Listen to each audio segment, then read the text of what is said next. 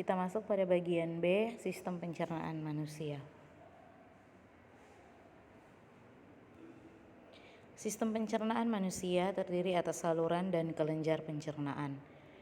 Saluran pencernaan merupakan saluran yang dilalui bahan makanan, sedangkan kelenjar pencernaan merupakan organ yang mengeluarkan enzim untuk membantu mencerna makanan. Saluran pencernaan meliputi mulut, kerongkongan, lambung, usus halus, usus besar, dan anus. Sedangkan kelenjar pencernaan diantaranya terdapat di dalam mulut, lambung, usus halus, dan pankreas. Proses pencernaan terdiri atas dua jenis, proses pencernaan mekanis dan kimiawi. Proses pencernaan mekanis dilakukan dengan gerakan-gerakan seperti mengunyah, menelan, memompa, menghancurkan, dan meremas makanan. Sedangkan proses pencernaan kimiawi, proses yang melibatkan enzim.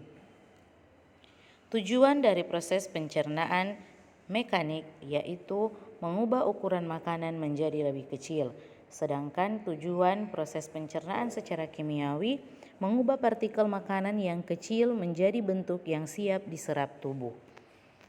Bagian yang pertama, mulut.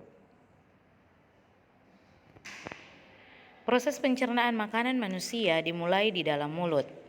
Gigi dapat memotong dan mengoyak makanan sehingga proses pencernaan makanan oleh gigi di dalam mulut disebut pencernaan mekanis. Di dalam mulut juga terdapat kelenjar saliva. Kelenjar ini mengeluarkan air liur. Air liur mengandung enzim tialin atau amilase yang berguna untuk mengubah amilo menjadi maltosa. Di dalam rongga mulut, lidah akan menempatkan makanan di antara gigi sehingga mudah dikunyah dan bercampur dengan air liur. Makanan kemudian menjadi lembek dan dibentuk bulat yang disebut bolus. Kemudian, bolus dengan bantuan lidah didorong menuju faring. Setelah melalui rongga mulut, makanan yang berbentuk bolus akan masuk ke dalam tekak atau faring. Faring adalah saluran yang memanjang dari bagian belakang rongga mulut sampai ke permukaan kerongkongan. Pada pangkal faring terdapat katup pernapasan yang disebut epiglotis. Epiglotis berfungsi untuk menutup ujung saluran pernapasan agar makanan tidak masuk ke saluran pernapasan. Setelah melalui faring, bolus menuju ke esofagus atau kerongkongan. Otot kerongkongan akan berkontraksi sehingga menimbulkan gerakan meremas yang mendorong bolus ke dalam lambung. Selanjutnya, otot lambung akan berkontraksi mengaduk-aduk bolus, memecahnya secara mekanis, dan mencampurnya dengan getah lambung. Getah lambung mengandung asam klorida atau HCI, enzim pepsin, dan renin. HCI berfungsi untuk membunuh kuman-kuman yang masuk bersama bolus dan mengaktifkan enzim pepsin. Pepsin berfungsi untuk mengubah protein menjadi pepton, sedangkan renin berfungsi untuk mengendapkan protein susu. Setelah melalui pencernaan kimiawi di dalam lambung, bolus menjadi bahan kekuningan yang disebut kimus atau bubur usus. Kimus akan masuk sedikit demi sedikit ke dalam usus halus. Usus halus memiliki 3 bagian, yaitu usus 12 jari atau duodenum, usus tengah atau jejunum, dan usus penyerapan atau ileum.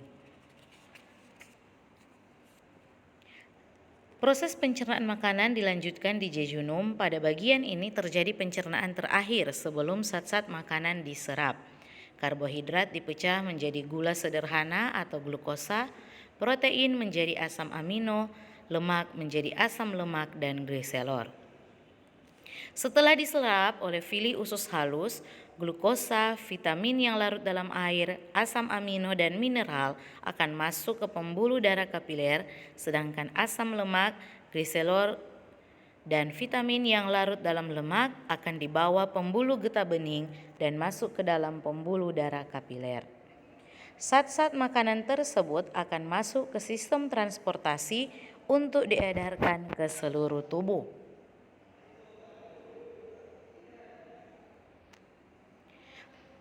Bahan makanan yang sudah melalui usus halus akhirnya masuk ke dalam usus besar. Usus besar berfungsi mengatur kadar air pada sisa makanan. Jika kadar air pada sisa makanan terlalu banyak, dinding usus besar akan menyerap kelebihan air tersebut. Sebaliknya, jika sisa makanan kekurangan air, dinding usus besar akan mengeluarkan air. Di dalam usus besar terdapat mikroorganisme yang membantu membusukkan sisa-sisa makanan. Contohnya bakteri Escherichia coli. Dari proses pembusukan sisa-sisa makanan tersebut akan terbentuk feses atau tinja.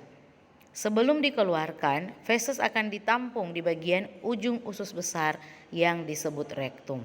Kemudian feses akan dikeluarkan dari tubuh manusia melalui anus. Bagian C, kelainan dan penyakit pada sistem pencernaan. Pertama ada parotitis atau gondong. Penyakit ini disebabkan oleh virus yang menyerang kelenjar ludah di bagian bawah telinga. Akibatnya kelenjar ludah akan membengkak. Kemudian ada xerostomia, penyakit pada rongga mulut yang ditandai dengan rendahnya produksi air ludah, sehingga kondisi mulut yang kering akan membuat makanan kurang tercerna dengan baik. Ketiga ada tukak lambung, terjadi karena adanya luka pada dinding lambung bagian dalam. Keempat, appendistis atau infeksi appendix dapat merembet ke usus buntu dan usus besar serta dapat menyebabkan radang selaput rongga perut. Kemudian ada diare, disebabkan oleh infeksi bakteri atau protozoa pada usus besar. Infeksi tersebut akan mengakibatkan proses penyerapan air di usus besar terganggu sehingga feses menjadi encer. Kemudian yang ke-6 ada konstipasi atau sembelit. Terjadi akibat penyerapan air pada sisa makanan di usus besar terjadi secara berlebihan, akibatnya feses menjadi sangat padat dan keras sehingga sulit dikeluarkan.